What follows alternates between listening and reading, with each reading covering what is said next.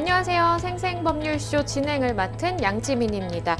이 세상 이슈를 법률적 시점에서 다뤄보는 본격 토크 블록버스터 법률 이슈 토크 시작해 보겠습니다. 오늘 제 옆에는 장윤미 변호사님 함께 하십니다. 안녕하세요. 네, 안녕하세요. 네, 주말 잘 보내셨어요? 예, 주말 잘 보내고 있고 가을이라서 가을볕을 만끽하고 싶은데 네. 아직 워낙 더워서 너무 또 더워요. 양산 없이 나가기에는 이게 맞아요. 가을볕인지 여름볕인지 잘 모르겠더라고요. 그렇죠. 네. 그래도 뭐 가을이 좀 성큼 다가온 느낌을 네. 좀 들고 있습니다. 네, 지금 이 방송 유튜브를 통해서도 실시간으로 함께 방송이 되고 있습니다. 많은 시청 부탁드리겠고요. 유튜브를 통한 소통의 창구도 열어두도록 하겠습니다. 궁금하신 점 올려주시면 저희가 또 소개도 해드리니까요. 많은 참여 부탁드립니다. 그럼 법률 이슈 토크에서 나눠볼 이야기들 먼저 함께 만나보시죠. 단식 19일째 이재명 대표 건강 악화로 병원행, 윤석열 정부 2차 개각 후폭풍, 유가 $100 위협, 인플레이션 경고 등 이렇게 오늘 세 가지 주제 준비가 되어 있습니다. 어떤 이야기들일지 궁금한데요. 바로 시작해 보겠습니다. 여러분은 지금 생생법률쇼와 함께하고 계십니다.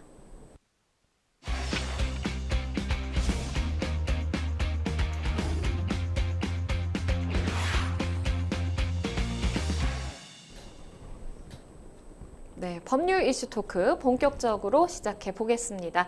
오늘 저희가 첫 번째 주제 소개해 드릴 건요. 이 단식 19일째 이재명 건강 악화로 병원행입니다. 정말 걱정이 되고 있는 그런 상황이에요. 이재명 대표가 오늘 오전에 건강이 악화돼서 병원으로 긴급 이송이 되는 일이 발생했습니다. 지난달 31일 이 국정쇄신과 전면 개각 등을 요구를 하면서 단식에 들어갔는데 무려 19일째입니다. 아, 그렇습니다. 정말 이 단식의 역사가 정치권에 상당히 많은데 네. 19일까지 한 정치인은 좀 유례를 찾아보기 어려울 정도로 상당히 장기간 단식에 돌입하고 있는 상황이라고 보시면 네. 되겠고요. 일단 오늘 새벽에 전 언론사에 긴급 뉴스로 타전이 됐습니다. 이 인근 병원으로 호송이 됐다라는 네. 뉴스였는데요. 일단 오늘로 단식 19일 차에 접어들었고 건강 상태는 상당히 위중하고 좋지 않다라고 합니다. 인근에서 의료진들이 상시 대비를 하고 있다라고 하는데 이재명 대표 같은 경우에는 당뇨병이 또 평소 지병으로 있기도 그렇죠. 하고 이제 당뇨 질환이 있으신 분들은 이제 식사를 제때제때 챙겨 드시는 것도 상당히 좀 중요한데 그런 것이 다 중단된 상태이고요. 또 과거에 단식을 했던 정치인들은 한 8일, 9일 차로 접어들게 되면 이 장기 괴사가 이뤄진다. 그리고 회복하는데도 단식을 한 기간보다 거의 한 두세 배 정도 회복 기간이 걸린다. 네. 이제는 단식을 만료해야 된다. 이런 목소리들이 많이 나오고 있는데요. 사실 어제 오후에도 굉장히 상황이 좋지 않게 돌아가서 한 오후 3시 넘어서 앰뷸런스를 불렀다는 겁니다. 근데 네. 완강하게 단식을 중단할 생각이 전혀 없고 병원에 갈 의사도 없다라고 이야기를 해서 한 차례 좀 실패를 했고 오늘 아침에는 상당히 상황이 좋지 않게 돌아가서 또 병원에 입원을 한 상태입니다. 참 이게 단식에 들어가면 뭐 2, 3일만 지나도 사실은 굉장히 기력이 쇠하는데 이게 19일째 계속 이어왔다는 게 참 놀라울 따름입니다. 이 대표는 병원 이송 후에도요. 나는 단식은 중단하지 않겠다라는 의사를 계속해서 밝혔다라고 합니다. 근데 건강이 최우선이잖아요. 이게 더 이상은 힘들지 않을까 싶은데요. 의료진의 소견도 마찬가지입니다. 이게 단식이 너무 장기화되다 보니까요. 기본적으로 물과 소금만으로 연명을 하고 있는 상황이다 보니까 아무리 물을 섭취해도 이 음식물로 섭취하는 것에는 훨씬 못 미치기 때문에 탈수 증세 나오고 있다라고 하고요. 또 오늘은 선망 증세도 나타났다 이런 보도가 있었습니다. 뭐 대변인이나 아니면 최고위원들이 번갈아 가면서 건강 상태에 대해서 뭐 브리핑을 하고 있는데 일단 의료진의 소견은 건강 상태가 너무 좋지 않아서 어제 일요일에 바로 입원할 것을 권고한 상황이었다고도 하는데요. 일단 일요일 오후에는 입원 치료를 받는 것을 당사자가 뭐 강경하게 거부를 했다라고 하고요. 네. 말씀드렸다시피 정신이 혼미한 상태도 계속 이어진다라고 해서 언론 보도를 보면 화장실을 갈 때도 뭐 어떻게 보면 당연하지만 혼자 갈 기력이 없어서 그렇죠. 지팡이를 짚는 것만으로도 이동은 좀 어려워서 옆에 부축을 받고 이제 화장실에 오간다거나 그리고 앉아 있는 것도 어려워서 누워서 또 이 단식 농성장을 찾는 사람들을 만난다거나 하는 모습이 이어지고 있습니다. 이게 무려 19일간 진행된 단식인데요. 과거에도 이렇게 오랫동안 단식이 진행이 됐던 적이 있나 좀 싶습니다. 제일 유명한 장기 단식은 김영삼 전 대통령 단식입니다. 신민당 네. 총재 시절에 23일을 했다라고 아. 알려졌는데요. 네. 이게 물리적으로 상당히 지속하기 어려운 시간이기 때문에 구체적으로 들여다보면 23일을 전일 다 단식을 했다라기보다는 네. 8일 정도는 자택에서 실제 농성을 했고요. 그러니까 복기를 완전히 끄는 것이었고 네. 이후에는 링거를 맞으면서 링거 투혼을 펼쳤다 그렇군요. 이렇게 보시면 될 것 같습니다. 그래서 실제로는 이재명 대표가 야당 대표 중에서는 최장기 단식에 나섰다라고 보고 있기 때문에 이게 뭐 정치적인 어떤 평가를 다 떠나서 그렇죠. 건강, 생명, 생사의 갈림길 이 기로에 서 있기 때문에 상당히 많은 분들이 이제 단식을 만류하고 있는 상황입니다. 이 민주당 내에서는 물론이고요. 여당에서도 이재명 대표에게 단식을 중단하라라는 이제 요청을 하기는 했지만 이 대표가 워낙 이제 뜻이 완강했기 때문에 이걸 받아들이지는 않은 그런 상황이었고요. 박지원 전 국정원장이 투쟁하기 위해서, 승리하기 위해서 이젠 단식을 멈춰야 된다라고 이렇게 재언하기도 했네요. 그렇죠. 박지원 전 국정원장 같은 경우에는 이제 탈당했다 복당한 지 얼마 되진 않았지만 민주당의 뭐 원로인 거는 부인할 수 없고요. 네. 아주 강경하게 만류를 하고 있습니다. 일단 단식을 중단해서 치료받고 몸을 기력을 회복해야 단결하고 강한 민주당으로 거듭나서 이 철권 정권과 맞서서 투쟁할 수 있지 않겠냐. 건강부터 회복하시라. 이렇게 이야기를 하고 있고요. 사실 정치권에서 강대강으로 치닫고 있는 국면인데 처음에는 왜 단식을 하지? 국민의힘에서는 방탄 단식 아니야 라고 하면서 김기현 대표가 이렇게도 이야기했었어요. 단식한다라고 해서 봤더니 보니까 유튜브 촬영하고 그걸 올리고 하는 걸로 봐서는 관종 DNA가 있는 것 같다. 뭐 이렇게 좀 일갈하기도 했고 그렇죠. 정책위 의장 같은 경우에는 이제 보온병에서 물을 이제 계속 섭취를 하다 보니까 네. 이게 물이 들어있는 거 맞냐, 뭐 사골국물 아니냐, 뭐 그리고 여당 대변인 같은 경우에는 뭐 스시나 뭐 샌드위치 등을 법인카드로 샀다라고 해서 이제 유용한 혐의로 수사가 진행되기도 했었는데 그걸 네. 빗대어서 혹시 몰래 스시를 시켜 먹는 거 아니냐, 뭐 이렇게 조롱 섞인 비난을 했지만 이 단식이 장기화되면서는 이제 조롱이나 희롱을 할 수 있는 국면을 좀 넘어선 것 같아요. 그렇죠. 그래서 이제 여당에서도 단식을 좀 만류하고 있는 상황입니다. 언급을 해주셨지만 김기현 국민의힘 대표는 일단 지금 상황에서는 단식 농성 중인 이 대표에게 단식 중단해달라라고 지금 요청을 하고요. 더불어서 여야 대표회담을 좀 제안하기도 했네요. 그렇습니다. 지금이 또 정기국회 시즌이기도 합니다. 그러니까 네. 국회가 굉장히 좀 빠르고 바쁘게 돌아갈 시즌인데 좀 경색되는 측면이 분명히 있다 보니까요. 김기현 대표도 여야의 협상의 문은 언제든지 열려 있다. 단식을 중단하시면 우리 여야 대표 회담을 통해 가지고 이 뚫린 전국이 막혀 있는 부분도 좀 뚫고 한번 대화를 해보자라고 했는데 이제 민주당에서는 이 어떤 단식을 만류하는 제안이 직접 찾아와서 하거나 한 부분은 아니고 이제 본인의 SNS에 올린 그렇죠. 것이거든요. 그러니까 처음에는 좀 조롱 섞인 비판을 이어가다가 만류하는 것도 이제 본인의 SNS 상에서만 하다 보니까 이게 진정성 있는 만류이냐 뭐 이런 비판을 또 내고 있는 상황인 것 같습니다.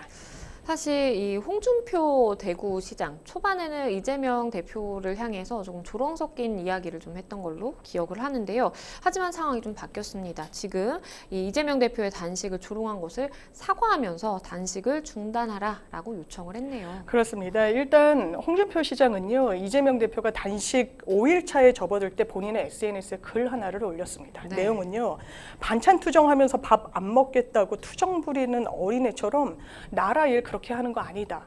그러니까 이제 당신 농성을 반찬 투정하는, 밥 투정하는 어린 아이의 비유를 했던 거죠. 네. 이거는 어떻게 보면 이제 본인도 그렇게 이야기했던 부분은 내가 삼가겠다, 철회하겠다. 이러니까 단식을 중단하시라라고 이야기하는 것처럼 어떻게 보면 좀 조롱 섞인 비판에 가깝긴 했었는데 네. 그 부분에 대해서 나도 이 말을 다시 주워 담을 테니 이 단식을 이어가는 부분에 대해서도 한번 다시 고려해달라라고 하면서 어떻게 보면 또 대화 협의의 물꼬를 트려는 작은 움직임들이 여야 사이에 또 발생하고 있는 것 같습니다. 그러게요. 사실 이제 단식 초반에는 뭐 이런저런 이야기가 사실 오갈 수는 있겠죠. 어쨌든 뭐 비판 섞인 이야기를 뭐 할 수도 있겠습니다만 지금 상황이 워낙 사실 위중한 상황이다 보니까 다들 단식을 만류하고 있는 그런 상황입니다. 하지만 언급을 해주신 것처럼 민주당에서는 이런 이야기가 나와요. 이 여당 관계자가 이 대표를 한 차례도 찾아오지 않았다라는 점에서 이거 단식 중단 요청에 진정성 없는 거 아니냐라고 이야기를 하고 있는 상황입니다. 좀 어떻게 보시나요? 예, 민주당은 지금 당대표가 어쨌든 최장기 단식을 이어가고 있고 뭐 매일같이 긴급 의원총회를 소집해서 그렇죠. 어떻게 이 난국을 좀 타개해 갈지 이런 이야기를 하면서 또 함께 집권 여당을 향한 성토도 상당히 이어가고 있는 상황인데요. 네. 일단 박강원 원내대표는 아니 이런 국면에서 어떻게 직접 찾아오는 사람 하나 없을 수 있느냐 이렇게 이야기를 합니다. 왜냐하면 정치사의 곳곳에 단식을 하는 의원들은 상당히 많았었어요. 네. 여러 이슈를 갖고 강대강으로 부딪힐 때마다 출로 없는 단식이다 뭐다 해서 항상 전국이 꽉 막혔었는데 그럴 때마다 집권 여당이든 아니면 대통령실이든 청와대든 그러면 이 전국은 막혀 있지만 건강이 상하니까 좀 만류해 주셨으면 좋겠다. 무엇보다 어쨌든 건강을 회복하시는 게 최우선 아니겠느냐 이런 모습이 또 국민들한테도 상당히 익숙한 모습이기도 한데 네. 이번에는 좀 다른 양상으로 펼쳐지고 있는 거죠. 일단 직접 찾아온 사람은 없고요. 단식을 만류하는 차원은 아니고 태용호 의원이 본인이 대정부 질문을 할 때 민주당 의원으로부터 대단히 강도 높은 좀 비난을 받았습니다. 네. 뭐 공산당 아니냐 이런 식으로 이제 힐난을 받자 단식을 하고 있는 이재명 대표의 농성장을 찾아와서 이 해당 의원 징계해달라라고 이야기를 했어요. 그때 이제 민주당 안에서는 상당히 격앙된 반응이 나왔었죠. 아니 본인이 이런 문제 제기를 하기 위해서 다른 소통 창구가 없는 것도 아니고 굳이 단식을 하고 있는 농성장에 또 기자들도 상시 대기를 하고 있잖아요. 그렇다면 이른바 본인을 두드러지게 하기 위한 정치 행보를 이 단식에 이른바 숟가락을 얹어서 하는 거 아니냐 이런 좀 격앙된 반응도 나왔었는데 이런 풍경들 이외에 진정으로 만류하고 이런 모습은 없다 보니까 내심 정말 너무한다. 이건 인간에 대한 예의가 아니다라는 좀 부글부글 끓는 목소리도 민주당에서 상당히 많이 나오는 것 같습니다. 더불어서 이제 민주당에서 이 대통령실을 향한 이야기도 지금 나오고 있습니다. 민주당 최고위원들이요. 이재명 대표의 단식에 냉소적 태도를 보인 이 대통령실 관계자를 향해서 인면수심이다라고 비난을 퍼붓기도 했네요. 아마 조금만 거슬러 올라가면 황교안 전 대표가 뭐 지소미아 이슈 이런 부분으로 야당 대표일 때 단식을 이어갔던 적이 있습니다. 네. 그때 민주당에서는 수용할 수 없는 사안이기는 했었는데요. 이 문재인 대통령이 청와대에 강기정 정무수석을 보내서 단식을 만류시켰었어요. 네. 김성태 전 원내대표가 단식을 할 때도 여당에서 이른바 드루킹 특검을 받는 대신에 단식을 또 만류하고 이제 주고받는 하나의 협상이 있었는데 네.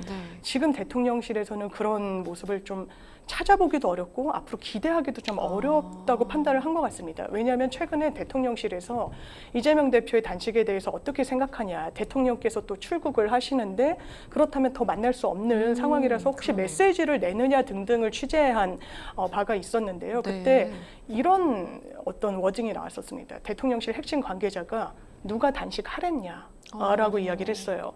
물론 이제 해외 순방을 앞두고 있는 대통령한테 전국적으로 좀 부담을 준다는 점, 그리고 내각 총사퇴를 좀 요구하고 있기 때문에 대통령실이 이제 어떻게 보면 당연히 받을 수 없는 사안이긴 한데 이런 부분을 차치하고서라도 누가 언제 단식하라고 했느냐라고 반문하는 것은 사실 야당으로서는 쉽게 수용하기는 어려운 태도여가지고요. 이게 네. 대통령실 핵심 관계자라는 어떤 익명 속에 나온 인터뷰 내용이긴 했는데 이게 대통령실의 전체적인 기류가 아닌가라고 야당에서는 받아들이고 있는 것 같습니다. 일단 민주당이요. 장기화한 이 이재명 대표의 단식을 말렸지만 하지만 본인 이 대표가 굉장히 완고한 의지를 가지고 있는 상황입니다. 그러면서 단식을 계속해서 이어갔던 건데 그런데 이렇게 무기한 단식에 돌입을 하면서 윤석열 정부에 요구한 것 중 이루어진 게 또 단 하나도 없습니다. 말씀해 주신 것처럼 크게 뭐 이재명 대표의 단식에 대해서 좀 글쎄요. 이렇게 주의를 기울이는 입장이 아니라고 이렇게 느낄 만한 좀 그런 상황인 것으로 보입니다. 그 이재명 대표 입장에서는 단식 중단에 대한 명분을 또 찾기가 더더욱 어려워질 것 같다라는 좀 생각이 드는데 이거 어떻게 봐야 될까요? 워낙 평행선을 달리고 있다 보니까요. 통상적으로 예전 같으면 아까 말씀드렸다시피 여당에서 우리가 특검 받겠다, 드루킹 특검, 단시까지 할 정도로 이렇게 강경한 입장이셨는데 좀 그만하시라라고 주고받는 모습이 펼쳐졌는데 지금은 그럴 계제는 좀 아닌 것 같습니다. 그렇다면 출로가 없다는 평가가 굉장히 많이 그러게요. 나오죠. 단식을 중단하기 위해선 뭔가 정치적으로 구색을 맞추기 위한 모멘텀이 있어야 될 텐데 그냥 장기화 국면으로 흘러가고 있는 거예요. 물론 여당 대표가 손 내밀고 만류하고 이러고 있긴 하지만 그러면서도 이제 방탄 단식이다 이런 기본적인 또 골자는 안 바뀌고 있는 상황이어서 지금 여러 출로가 모색이 되고 있는데요. 일단 병원에 입원한 상황에서 건강 상태를 한번 그 추이를 봐야 될 것 같고요. 네. 또 하나는 9.19 남북 회담을 앞두고 여의도에 문재인 전 대통령이 방문하는 공식 행사가 예정돼 있었다고 합니다. 네. 그래서 민주당 안에서는 그렇다면 현직 대통령이 손 내미는 그런 국면이 펼쳐지기는 어려우니 문재인 전 대통령이 지금 뭐 친문이다 친이다 이래서 여러 계파로 갈등이 없지는 않다라는 평가가 나오고 있는 상황에서 단식을 만료하는 모양새를 좀 보이면 하나의 출로가 마련되지 않겠느냐라는 전망이 상당히 주말 사이에 많이 나왔었는데 네. 오늘 갑작스럽게 새벽에 좀 앰뷸런스에 실려가고 병원 입원을 해서 사람들 만나는 것도 이제 쉽지 않은 국면이 펼쳐지다 보니까 이 아이디어도 이 방안도 어떻게 관철이 될 수 있을지는 좀 지켜봐야 될 것 같습니다. 그런 가운데요, 검찰이 오늘 오전 백현동 대북 송금 의혹과 관련해서 이재명 대표에게 구속영장을 청구를 했습니다. 그렇다면 사람들의 관심, 눈초리는 사실상 체포동의안이 어떻게 처리가 될 것인가에 쏠릴 수밖에 없는 것 같은데요. 민주당 지도부로서는 참 이렇게 결정하기도 저렇게 결정하기도 참 어렵겠다라는 좀 생각도 드네요. 그러니까요. 그래서 오늘도 이제 박강원 민주당 원내대표가 원내대표 교섭단체 대표 연설을 하는데 검찰을 향해서 이렇게 일가를 하더라고요. 이게 국회가 열리고 있는 중에 이 본회의에 안건으로 올라가도록 한 부분에 대해서 좀 정치적인 의도가 있다 이렇게 비판을 하면서 이 경우에 만약에 가결이 된다라고 하면 그러니까 체포동의안 그 불체포 특권을 포기하겠다라고 하더라도 민주당은 내부 갈등이 그렇겠죠. 남게 되는 거고 또 부결하더라도 어떤 내부 분열이 자초된다라고 해서 그렇죠. 이것을 사실 노린 거 아니겠느냐 이런 이야기를 하는데 사실 민주당은 선택하기 상당히 어려운 부분이 있죠. 왜냐하면 이재명 대표가 본인이 교섭단체 대표 연설을 할 때 6월 달이었나 그랬습니다. 불체포 특권 더 이상 행사하지 않겠다고 했어요. 포기하겠다고 이 말인 즉슨 만약에 영장 청구가 추가적으로 되면 내가 법원 앞에 나가서 당당하게 법원 판사의 판단을 받아보겠다라는 뜻 그 이외에는 해석하기가 어렵거든요. 그렇죠. 그런데 오늘 일단 앰뷸런스에 실려가는 변수가 하나 생겼습니다. 네. 주말 내내 검찰은 월요일 날 영장 치겠다. 왜냐하면 기본적으로 수원지검과 서울중앙지검에서 각각 사건이 계류 중이었는데 이 대북 송금과 관련한 이 수원지검의 사건을 서울중앙지검 백현동 쪽으로 넘겼거든요. 그러면서 병합을 하면서 이거 영장 청구가 초읽기에 들어갔구나라는 전망이 나왔는데 앰뷸런스에 실려가고 건강이 급격히 악화되고 뭐 바이탈 지수가 떨어진다라고 하니까 혹시 이 영장 청구 시점을 저울질을 해서 뒤로 미루지 않을까라는 전망도 일각에서 나왔지만 검찰 그러지 않았습니다. 종전부터 단식과 영장 청구 스케줄은 무관하다라고 공언해 오기도 했었는데 역시나 이 건과는 무관하게 영장 청구를 했고요. 그렇다면 지금은 회기 중입니다. 뭐 쪼개기 회기 등으로 뭐 비회기를 만들 수 있는 상황이 안 돼요. 정기국회 시즌이기 때문에. 그렇다면 어쨌든 본회의에는 올라가게 되면 그렇죠. 민주당에서도 사실 의견이 분분합니다. 아니 이재명 대표가 이야기한 게 있는데 우리가 이거를 좀 부결시키거나 하는 게 방탄국회라는 프레임에서 벗어나야 되지 않겠냐. 이른바 친이계를 중심으로는 아니다. 지금 정치검사들의 어떤 수사에 민주당이 휘둘려서는 안 된다라는 또 입장이 여러 갈래로 나오고 있어서 그야말로 이 난국을 어떻게 타개할지는 좀 지켜봐야 될 것 같습니다. 이게 예상을 좀 해보자면 20일에 체포동의안 보고 21일에 표결이 지금 유력하게 좀 점쳐지고 있는 그런 상황이기는 한데요. 일각에서 25일 본회의도 이야기를 하고 있지만 여야가 또 합의된 일정이 아니어서 만약에 21일 표결을 하지 않으면 그러면 표결 다음 이제 본회의인 10월 31일로 지금 넘어갈 수도 있다라고 이야기가 되고 맞습니다. 있습니다. 그러면 좀 뭔가 표결 상황에 변화가 생길 수도 있을까요? 그럴 수도 있을 것 같아요. 일단 단식이 더 지속될 것인지 여부가 하나의 변수로 남아 있는 것 같고요. 네. 지금 스케줄이 상당히 좀 빠듯합니다. 그러게요. 추석 연휴가 있기 때문에 만약에 오늘 영장 청구를 했기 때문에 본회의에 이번 주 안에 부의가 된다라고 하면 영장 실질을 받고 하는 이 긴박한 스케줄이 추석 전에 다 나올 수도 있는 거예요. 네. 가결, 부결 여부도 그렇고요. 근데 한 텀을 넘겨서 본회의에 올라가게 되면 추석 연휴라는 하나의 분기점을 넘어서 이제 처리를 국회에서도 하게 되는데 그렇죠.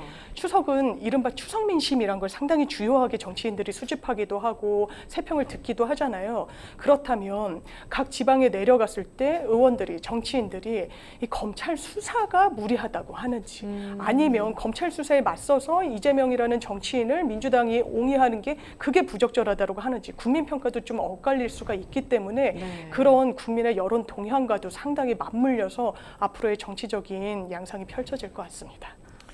일단은 단식으로 인해서, 그러니까 어쨌든 이재명 대표가 무엇을 얻었을까라는 생각을 해보면요. 일단 민주당 지지율이 상승하고 있는 분위기라고 하고요. 또 당내 결집도 단단해지고 있다라는 평가도 있는데요. 어떻게 보시나요? 일단 지표가 몇몇 그 여론조사가 그런 그 주장을 뒷받침하는 것으로 나오고 있기는 합니다. 네. 근데 이제 총선을 앞두고 시간이 많이 남기도 했고 이 단식이란 건 딱 어느 정도까지 지속될지 알 수가 없어서요. 그렇죠. 이게 그러면 지속되는 어떤 결집 효과가 있을 것인지 아닐지는 한번 봐야 될 것 같은데요. 일단 리얼미터의 조사 9월 둘째 주 정당 지지도 조사가 눈에 띄는 부분이 있습니다. 네. 민주당의 지지율이 46%가 나왔는데요. 상당히 좀 높은 수치죠. 거의 절반에 육박하기는 하는데 네. 이게 그 전주에 비하면 1.8%포인트가 상승한 거예요. 그럼 이 상승분이 중도층에서 갖고 왔느냐? 그래 보이진 않습니다. 국민의힘을 지지한다라고 응답했던 비율에서 하락세가 거의 동일하거든요. 국민의힘 지지율이 1.5%포인트가 떨어진 네. 35.3%. 35.3%면요. 13% 정도 차이가 나기 때문에 오차범위 바깥에서 민주당이 앞서는 걸로는 나오고 있는 겁니다. 물론 여러 지표가 있고 앞서거니 뒤서거니 하고 국민의힘이 더 지지율이 높은 뭐 여론조사 지표도 있지만 민주당과 격차를 좀 벌린 지표가 나왔기 때문에 상당히 좀 거론이 많이 되는 것 같고요. 그럼 지방 중에 지역 중에 어디서 많이 지지율을 가져왔느냐? 이른바 캐스팅 보트라고 이야기되는 대전, 세종, 충청권에서 민주당 지지율이 5.7%포인트 상당히 많은 수치로 그 전주에 비해 올랐고요. 국민의힘은 대전, 세종, 충청에서 10%포인트가 하락한 것으로 이 해당 조사는 나왔습니다. 이 조사는요. 에너지경제신문 의뢰로 리얼미터가 18세 이상 유권자 1,002명을 대상으로 진행을 했고요. 오차범위는 95% 신뢰 수준의 오차범위 플러스 마이너스 3.1%포인트입니다. 일단 이 대표가 병원으로 오늘 이송이 됐고요. 단식이 중단됐다고는 하지만 본인은 어쨌든 계속 이어가겠다라는 의지를 밝히고 있는 그런 상황입니다. 마지막으로 이걸 좀 여쭤볼게요. 이재명 대표가 정말 목숨을 걸고 진행한 단식인데 이 단식의 의미와 또 성과 어떻게 평가하시나요? 사실 윤석열 정부 들어서 낯선 풍경을 상당히 많이 보는 것 같아요. 내각총 사퇴를 요구하면서 단식에 그것도 이렇게 최장기 단식에 들어간 야당 대표도 좀 생경한 풍경이고 네. 이럴 때 정무수석 정말 대통령이 전화 한 통 사실 할 수 있거든요. 네. 근데 여당에서 나오는 말들을 종합해 보면 어쨌든 여러 혐의를 받고 있는 피의자 신분인 건 맞지 않느냐. 피의자를 대통령이 만나게 되면 검찰 수사에 좋지 않은 신호로 작용할 수밖에 없다.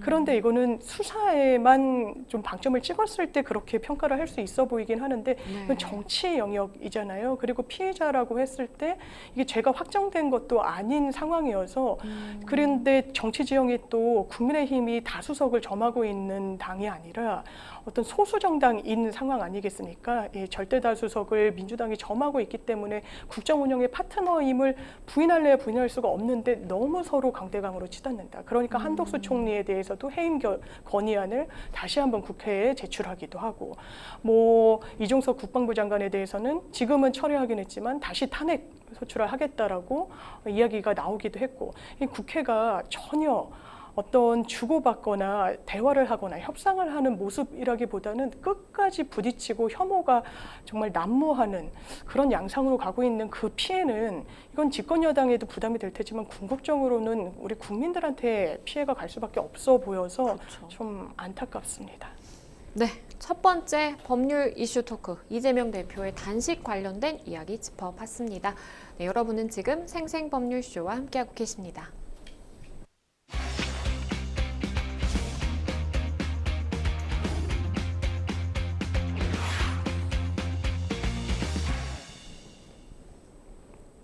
네, 법률 이슈 토크 두 번째 주제로 바로 가보겠습니다. 저희가 준비한 두 번째 주제는요. 윤석열 정부 2차 개각 후폭풍입니다.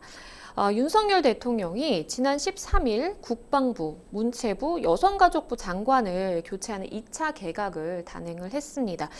개각이 발표된 이후에 장관 후보자들에 대한 논란이 계속되고 있는 상황인데요. 먼저 과거 정부에서 활약했던 이 정치인과 관료들이 다시 등장했네? 라는 점이 좀 눈에 띕니다. 예, 소폭 개각이 있었죠. 네. 원래 이제 윤석열 대통령의 대선 공약은 책임 장관제 하겠다는 건데 종전에는 이제 개각을 단행하지 않고 차관급들 허리를 다 교체를 해서 아니 인사청문회가 부담돼서 일어나라고 했는데 아무래도 인사청문회라는 문턱을 넘는 것도 대통령실로서는 당연히 신경을 써야 될 하나의 변수인 건 맞을 것 같습니다. 그래서인지 과거의 인사청문회를 문턱을 넘었던 유인촌 전 문체부 장관, 이명박 정부 초대 문체부 장관을 역임했고 3년 동안 했었거든요. 근데 네.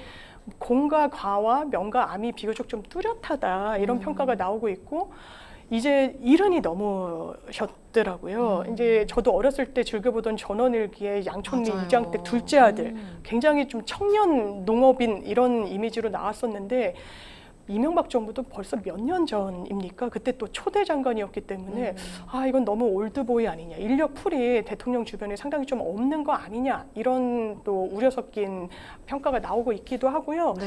김행 여성가족부 장관 후보자 같은 경우에는 박근혜 정부 당시에 초대 청와대 대변인이었습니다. 네. 정몽준 캠프의 대변인을 역임하기도 했었고 뭐 후보 단일화 과정에서 뭐 지지를 한다, 철수한다, 뭐 여러 굴곡진 그런 과거 정치사에 좀 상당히 좀 인상을 깊이 남겼던 정치인이기도 한데요. 또 뭐 방송 패널 등으로 활발하게 활동하긴 했지만 이제 구 정권의 인사다 보니까 옛날 사람들이 다시금 기용되는구나 이런 뭐 비판 아닌 비판이 나오고 있는 것 같습니다. 언급을 해주신 것처럼 문체부 장관에 지명된 유인촌 대통령실 특보, 이명박 정부 초대 문체부 장관을 지냈던 인물입니다. 역대 최장수 문체부 장관의 기록을 갖고 있기는 하지만 되짚어보면 뭔가 논란도 굉장히 많았다라는 생각도 드네요. 그렇습니다. 저희 나이 또래는 전원일기 속 배우로 알고 있거나 저는 또 연극 파우스트에서 봤던 기억이 또 나요. 아주 네. 제가 대학생 때, 그러니까 굉장히 좀 오래전인데 그런 연기자로 기억을 하는데 그렇죠. 요즘 세대는 이 짤로 기억을 한다라고 많이들 얘기하더라고요. 기자에게 호통치는 짤입니다. 이게 문화관광부 장관이 되고 첫 국정감사장이었는데 사진 촬영 기자분들이 이제 기억이 있었던 나네요. 거예요. 근데 이제 욕설을 했죠. 그쵸. 야, 이 XX 찍지 마, 찍지 말라니까. 그러니까 반말조로 그것도 현장에 있는 언론인에게 그게 또 촬영되고 있는데 막말 비슷하게 했기 때문에 언론을 대하는 태도 그리고 이게 단순히 언론은 뭐 김대중 전 대통령이 이야기했듯이 제일 처음 만나는 국민이라고 이야기를 했었는데 네. 막말 그리고 하대를 했다라는 평가가 있어서 그게 엄청난 짤로 많이 유포가 됐었거든요. 그래서 논란이 있기도 했고요. 또 하나는 이른바 블랙리스트 사건과 관련해서 무관하지 않지 않겠느냐라는 의혹입니다. 물론 본인은 아니라고는 선을 분명히 그었습니다만 네. 그 당시에 막 압박을 해서 기관장 자리에서 나가도록 했다라는 어떤 부분들이 끊임없이 논란이 됐던 전력이 있기 때문에 지금 언론을 향해서 가짜 뉴스를 양산하면은 폐간시키겠다, 폐가망신시키겠다 이렇게 공당에서 언급이 나오고 있는 이 연장선상에서 언론에 대해서 또 강도 높은 어떤 압박을 시도하는 거 아니냐라는 일각의 우려도 있는 게 사실인 것 같습니다. 앞서서 언급해주신 그 블랙리스트 사건 관련해서도 하나 좀 더 짚어볼게요. 그러니까 유인촌 장관 후보자가 이명박 정부 시절에 이 산하기관 참여정부 인사 사퇴 압박 논란에 직권남용 혐의로 고발을 당한 적이 있습니다. 그런데 이제 6개월 만에 불기소 처분을 받았다라고 지금 확인이 되고 있습니다. 당시 산하기관장 해임은 이 위법하다라는 대법원 판결도 이어졌다고 하던데요. 그렇습니다. 이게 행정과 이제 형사가 좀 다른 결로 나왔던 건데 이제 충분히 그럴 수 있죠. 왜냐하면 형사는 이게 범죄라는 것까지 이르기 위해서는 상당히 증거가 좀 탄탄해야 그렇죠. 되다 보니까 그랬던 건데요. 네.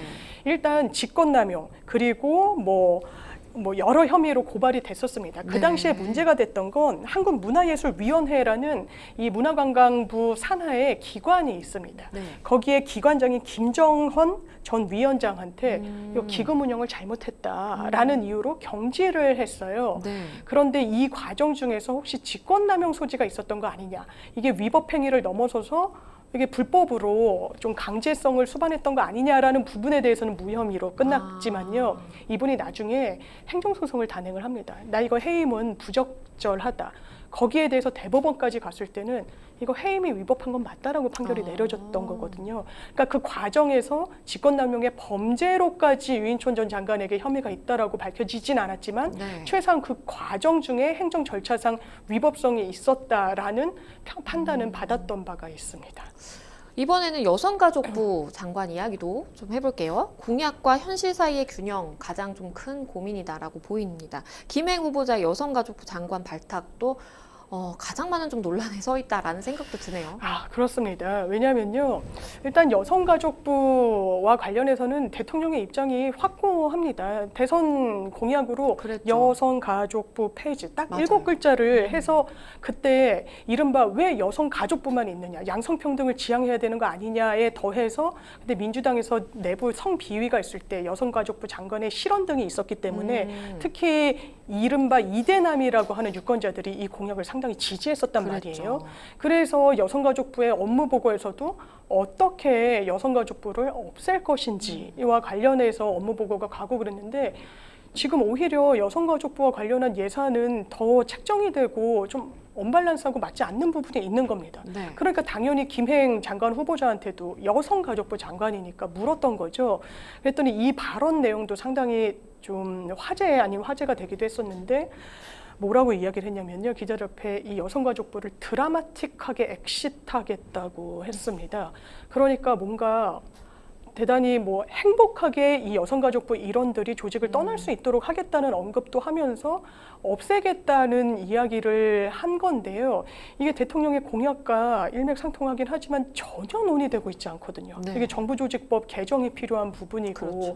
이 여성가족부는 지금 여성이란 글자가 들어가서 그렇지만요. 많은 예산의 거의 대부분이 한부모 가족의 지원금으로 쓰이고 있기도 합니다. 이거는 네. 객관적인 지표로 나오고 있고 이 한부모는 꼭 여성뿐만이 아니라 남성일 그렇죠. 수도 있거든요. 그래서 이 부분에 대해서 아예 조직 자체를 없애는 게 힘을 받고 있지 않는 상황에 뭔가 내가 정말 드라마틱하게 엑시트하겠다 이런 영어를 이제 장관 후보자가 쓰는 거에서도 대해서도 고개가 또 갸우뚱거려지는 부분이 있고 또 한켠으로는 이 민주당에서는 대통령이 국무위원들 앞에서 이렇게 얘기한 적이 있습니다. 왜 제대로 싸우지 못하냐, 제대로 싸워라라고 얘기하면서 그때 한동훈 장관, 원희룡 장관이 좀 각광받기도 했었죠. 네. 그럼 이른바 야당과 싸울 것을 주문받았을 때 그 대통령의 입장을 잘 대변해줄 적임자다라는 평가가 나오고 있죠. 여러 방송의 패널로 정부 입장을 옹호하면서 상당히 강경한 입장을 많이 좀 나타냈었거든요. 그래서 야당에서는 청문회 통과에 대해서는 좀 장담을 해주지 않고 있는 것 같습니다. 일단 김건희 여사와의 연결고리 관련해서도 굉장히 좀 논란입니다. 김행 장관 후보자가 김건희 여사와의 연결고리로 여겨지는 이 소셜미디어 위키트리에서 근무하지 않고 내가 떠나 있었다라고 이렇게 해명을 하기도 했는데요. 실제로 나타난 건 좀 다르게 나타난 것 같아요. 실제로는 부회장직을 유지하면서 연봉까지 받았던 것 같아요. 그렇습니다. 왜냐하면 아니 어떻게 여성가족부 장관이 됐나라고 했을 때 물론 여성단체 기관장을 역임하기도 이야기를 했었는데 네. 뭐 어떤 평소에 발언이나 소신 그리고 이제 낙태에 대해서도 장관 후보자로서 언급한 게 있는데 여성 친화적이지 않다라는 평가가 상당히 많거든요. 네. 그래서 어떤 연결고리로 장관직에 낙점을 받았을 것인가라고 했을 때 한 시사평론가가 방송에서 김건희 여사와 20년직이다 이렇게 이야기를 했어요. 그러니까 딱 잘라서 가짜 뉴스라고 이야기를 하면서 내가 김건희 여사를 만난 건 딱 2번이다. 내가 70년대 학번이고 김건희 여사는 70년대 생인데 어떻게 만날 수가 있겠냐. 근데 뭐 70년대 학번이나 70년대 생이 뭐 만나지 못하리란 법은 없는데 굉장히 강경하게 이야기를 해서 그런가 보다 했는데 실제로 그렇진 않았습니다. 딱 2번 네. 만났다는 거는 본인이 뭐 비대위원일 때 대통령 관저에 가서 뭐 이렇게 식사 자리에서 다 같이 봤다라는 취지였는데요. 일단 본인이 몸담고 있던 위키트리에 네. 2016년 4월부터 현재까지 부회장직함을 갖고 있습니다. 근데 이 위키트리가 김건희 여사가 그러니까 윤석열 대통령이 되기 이전에 주최했던 여러 뭐 전시회들이 있었잖아요. 네, 유명 그쵸. 전시회들의 후원사로 들어가 있습니다. 그래서 해당 뭐 개막식 등등을 보면 같은 자리에서 찍힌 사진도 계속 언론을 통해서 보도가 되고 있어요. 딱 2번 만난 게 맞느냐. 심지어 본인이 부회장 직함을 걸고 있고 최근까지 또 월급을 받았다라고 하더라고요. 네. 그러니까 그 회사와 무관하지 않은데 본인은 위키트리를 나왔었다고 했었거든요. 초기 이제 설립을 한 이후에. 그런데 이 해명이 거짓 해명으로 드러나니까 이 청문회에서 또 어떻게 해명을 내놓을지도 상당히 주목되고 있습니다. 그리고 코인 매각설도 있던데 이건 뭔가요? 일단 코인 그러면 상당히 좀 리스키하죠. 정치권에서. 네. 김남국 의원 또 사건도 있었고 해서 코인을 상당 부분 또 보유하고 있는 것으로 드러나는 거예요. 그래서 이 코인을 어떻게 보유하고 됐는지 그 경위를 살펴봤더니 본인이 세웠던 그 위키트리에서 구독자를 유입시키기 위해서 여기에 신문, 이 인터넷 신문 읽으면 코인을 드릴게요라고 하기 위해서 코인 관련된 회사를 세웠다는 거예요. 그러면서 본인이 이제 자본금도 넣고 거기에 투자를 해가지고 거기에 상응하는 주식을 보유하고 있었는데 이게 내 개인적으로 받은 게 아니라 회사 설립의 대표이사 자격으로 받았기 때문에 개인 자산이 아닌 이 회사의 자산이다. 나는 김남국 의원 건과는 좀 다르다. 이렇게 해명을 하고 있는 상황입니다. 다음으로 국방부 장관 후보자 이야기도 좀 더 나눠볼게요. 어떤 발언이 있었냐면요. 이 5.16 군사 쿠데타가 정치법적으로는 쿠데타. 그런데 이제 농업화 사회에서 산업화 사회로 바뀌었기 때문에 사회 경제 철학적으로는 혁명 이렇게 이제 발언을 한 바가 있습니다. 바로 신원식 국방부 장관 후보자가 한 이야기인데요. 논란이 일고 있어요. 그렇습니다. 5.16은 이제 김종필 전 총재 같은 경우에 회고록을 쓸 때도 본인이 했기 때문에 이제 혁명이란 단어를 씁니다. 네. 그런데 역사적으로는 어쨌든 체제를 전복시키려고 했고 군사적인 반란을 일으킨 쿠데타라는 것에 대해서는 역사적 평가는 끝났다고 봐야 되거든요. 근데 신원식 의원이 의회에 입성하기 전에 여러 어떻게 보면 극우 성향을 띤 유튜버들에 많이 출연을 했습니다.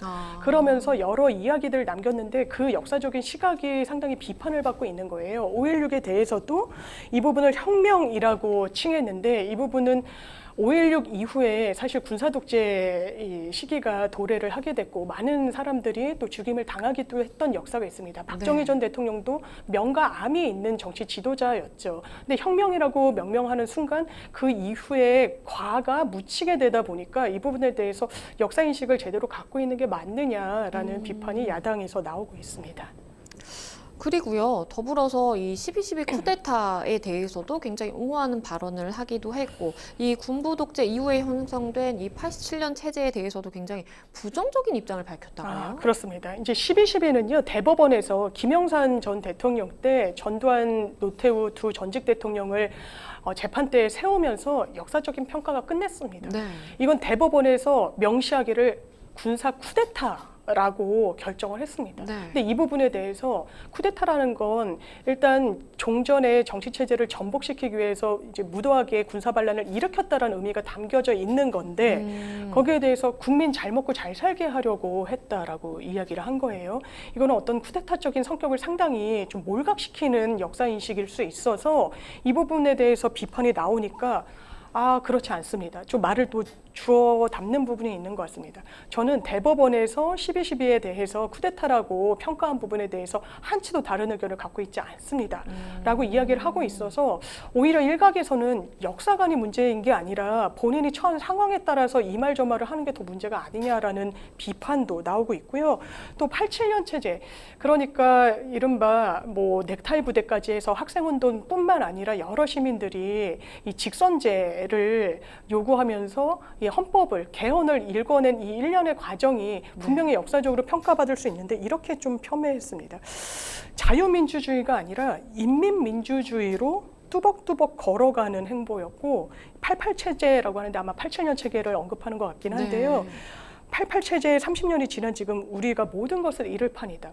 이거는 사실 어떤 민주주의의 토대에 대한 폄훼를 넘어서 좀 이념적인 어떤 비난 성격이 분명히 있는 것 같습니다. 특히 이 신원식 장관 후보자 같은 경우에는 이 말뿐만 아니라 전직 대통령에 대해서 사실 방송에서 입에 담기 어려운 말을 했죠. 태극기 부대에 가서 뭐 모가지를 어떻게 하겠다라고 하면서 대단히 좀 뭐랄까요, 특히 불편한 언사를 많이 한 부분이 있어서 이게 국방장관이란 건 군의 수뇌부가 되는 겁니다. 그렇죠. 그래서 정치인들을 보수 정부에서도 보내지 않았다는 거고요. 민간 통제를 하려고 했던 부분이 분명히 있는 건데 이 부분에 대해서 이종섭 장관도 참 최상병 사건 처리와 관련해서 뭔가 군 내부에서 상당한 문제제기가 많았는데 그 후임자 역시 좀 국민들 마음에 선뜻 드는 인물은 아니라는 평가가 많이 나오는 것 같습니다.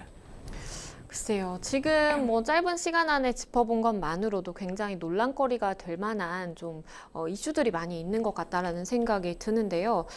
인사청문회, 글쎄요. 이게 굉장히 험난하지 않을까라는 생각도 들고요. 마지막으로 이 정부의 2차 개각 평가와 함께 인사청문회 전망해 주신다면요? 인사청문회 빨간불이 켜졌다고 봐야 될 것 같습니다. 네. 유인초 전 장관은요, 블랙리스트의 그림자에서 자유로운 분은 아니라고 할 수 있습니다. 형사적으로 면책됐지만 뭔가 여러 곳에 흔적이 있다라는 게 야당의 시각이고요. 김행 장관 후보자 역시 김건희 여사와의 어떤 관계를 부정한 게 또 발목을 잡고 있는 것 같습니다. 금세 탄로가 날 어떤 해명 내용이 거짓으로 보이는 부분이 분명히 있기 때문에 이게 청문회에서 또 상당한 쟁점이 될 것으로 보이고요. 신원식 장관 후보자는 본인이 한 역사적인 어떤 인식, 평가, 그리고 민주화와 민주진영을 향한 혐오에 가까운 언사 때문에 적임자로 평가하기는 상당히 어려울 것 같습니다. 네, 말씀해 주신 것처럼 인사청문회 굉장히 좀 난항이 예상이 됩니다. 네, 두 번째 법률 이슈 토크, 윤석열 정부 2차 개각 관련해서 이야기 나눠봤습니다. 여러분은 지금 생생법률쇼와 함께하고 계십니다.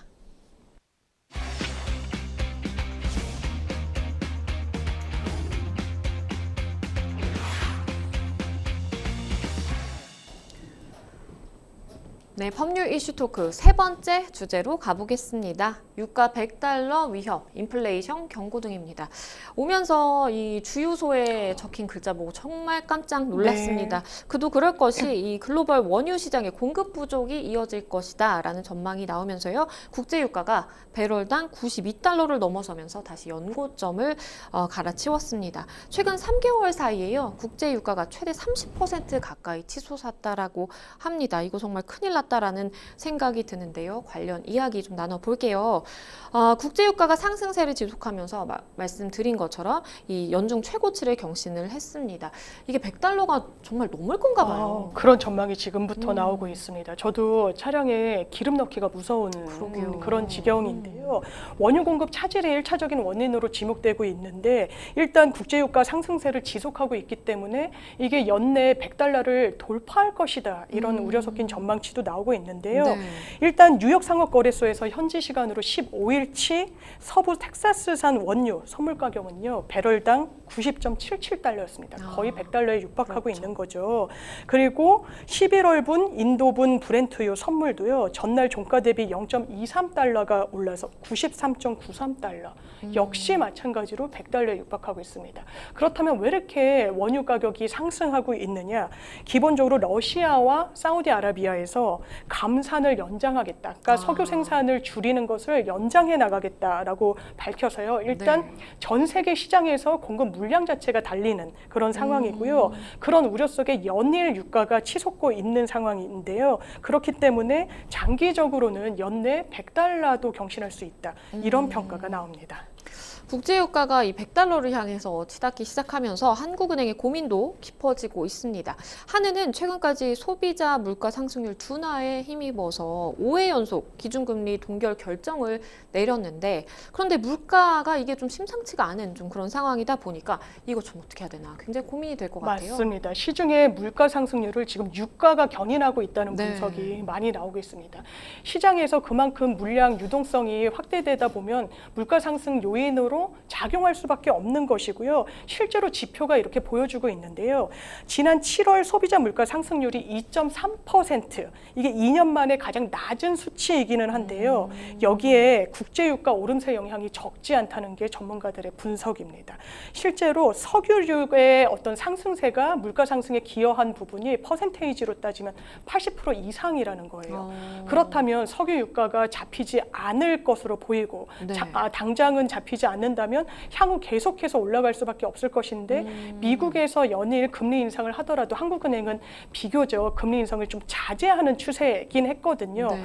그런데 이런 상황이 계속해서 펼쳐지게 되면 금리 인상을 할 수밖에 없는 상황이 한국은행으로서도 펼쳐지지 않겠냐, 이런 이야기가 나오고 있고요. 한은은 소비자 물가가 찾아드는 동안 기준금리 동결을 이어가고 있긴 한데요. 경기 둔화와 또 금융시장 상황에 대응하겠다는 입장을 내놓고 있습니다. 그뿐만 아니고요. 이 국제 설탕 가격이 1년 전보다 25% 급등을 했다고 합니다. 사실 설탕이 들어가는 음식도 굉장히 많잖아요. 제과도 그렇고 가공식품 물가도 줄줄이 오를 것이다라는 이야기가 계속해서 나오고 있는 상황이고, 그러다 보니까 슈가플레이션 오는 거 아니야? 라는 우려 섞인 목소리도 있네요. 그렇습니다. 기상이변의 후폭풍이 이렇게 우리 체감 물가에도 반영이 되고 있는 건데요. 기본적으로 인도, 태국이 사탕수수의 최대 이제 생산국이라고 하는데 네. 가뭄 때문에 생산량이 급속히 줄었다라고 합니다. 그 여파로 국제 설탕 가격이 1년 전보다 지금 말씀 주신 대로 무려 25% 이상 급등하게 됐습니다. 그러면 설탕은 설탕만 오른다고 거기서 끝나는 게 아니잖아요. 설탕으로 가공하는 여러 제과, 그리고 제빵, 다른 가공식품들에도 연이어서 도미노 파격을 그렇죠. 갖고 올 수밖에 없는 상황인데요. 지금 설탕 선물 가격 1톤당 726.8달러인데요. 역대 최저 수준을 기록했던 2019년과 대비해보면 무려 140%가 올랐다라고 합니다. 그러니까 최저치와 최고치를 단순 비교할 수는 없겠지만 너무나 급격하게 좀 올랐다고 그러네요. 볼 수가 있는 것이고요. 그리고 이달 들어서 원래는 700달러 아래로 내려갔던 설탕 가격이 700달러 선을 뛰어넘기 시작을 했고요. 이 부분은 지난 10년 동안 700달러를 넘은 적이 설탕 가격이 그동안 없었기 때문에 이 여파에 대해서 많은 사람들이 좀 예의주시하고 있는 상황입니다.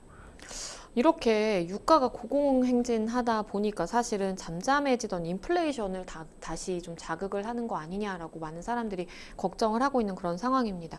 지난 13일에 이 미국의 8월 소비자 물가지수 상승률이 발표가 됐는데 시장의 전망치를 웃돌았다고 해서 또다시 걱정이네요. 그렇습니다. 미국도 물가 상승률이 가파르게 오르고 있는 추세입니다. 네. 왜냐하면 미국의 소비자 물가지수 CPI 상승률을 보면요. 전년 동월 대비 3.7%가 올랐는데요. 이게 전달 3.1% 오른 것보다 그 상승폭이 좀 컸고요. 시장에서 전망치는 지금 말씀 주신 대로 3.6%였는데 그것보다 더 많이 물가가 오른 겁니다. 그렇기 때문에 일단 연준에서 기준금리를 좀 정할 때 물가 상승률 그 추이를 볼 수밖에 없는데 계속해서 올려왔었기 때문에 지금 잠정적으로 동결하고 있는 상황인데 또 언제 금리 인상이 될지 좀 많은 경제 전문가들이 지켜보는 형국입니다. 이번 주에 진행되는 국내 시간 기준으로 21일 새벽에 이제 FOMC가 열리는데 정황상의 금리 동결이 좀 우세하지 않겠느냐라는 이야기도 나오고 있지만 국제유가가 너무 상승하다 보니까 이거 참 어떻게 해야 될까 많은 사람들이 좀 글쎄요 우려 섞인 목소리를 내고 있습니다. 1차적으로는 그래도 금리 동결을 하지 않겠냐라고 얘기를 하는데요. 이 금리 동결이 그래도 아직은 시장 상황이 안전하니까 라기보다는요. 그동안 금리를 너무 많이 올려왔기 때문입니다. 그랬죠. 지난해 3월부터 올 7월까지 11차례 연속으로 금리를 올려왔거든요. 그러니까 지금은 어떻게 보면 휴지기, 잠깐 쉬는 국면이라고 볼 수 있는 것이고요. 그렇지만 지금 짚어드린 대로 유가 상승 변수 계속해서 가져가고 있죠. 설탕 가격도 고공행진을 이어가고 있기 때문에 네. 이 어떤 경기 회복 차원을 생각했더라도 물가를 잡아야 될 필요성 등등이 있어서 잠깐 이 휴지기인 금리 인상 국면이 언제 다시 치솟게 될지, 언제 다시 오르게 될지는 참 미지수인 것 같습니다. 사실 얼마 뒤에 좀 추석이 있잖아요. 이렇게 물가가 높다 보니까 많은 분들 좀 걱정하고 계신데 짧게 좀 한 말씀 이 부탁드립니다. 물가가 정말 우리나라만의 문제는 아닌 것 같습니다. 그런데 특히 우리나라는 힘든 게 추석이라는 큰 정말 민족 최대 명절을 두고 기사 제목이 그렇더라고요. 들었다 놨다 들었다 놨다예요. 하나를 들었다가 너무 가격 비싸서 보고. 그냥 이거 먹지 말고 말지. 제사상에 올릴까 하다가 차례상에 올릴까 하다가 그냥 이거는 생략하자라고 하는 정말 소비자 체감 물가는 더 위축되고 있는 것 같아서 이 부분과 관련해서도 금리 인상 등의 특단의 대책이 좀 필요해 보입니다. 네, 세 번째 법률 이슈 토크, 유가 관련된 이야기 짚어봤습니다. 네, 생생 법률쇼 마칠 시간이 다 됐는데요. 함께해 주신 장유미 변호사님 감사합니다. 네, 오늘 저희가 준비한 내용 여기까지입니다. 다음 시간에 다시 찾아뵙겠습니다. 감사합니다.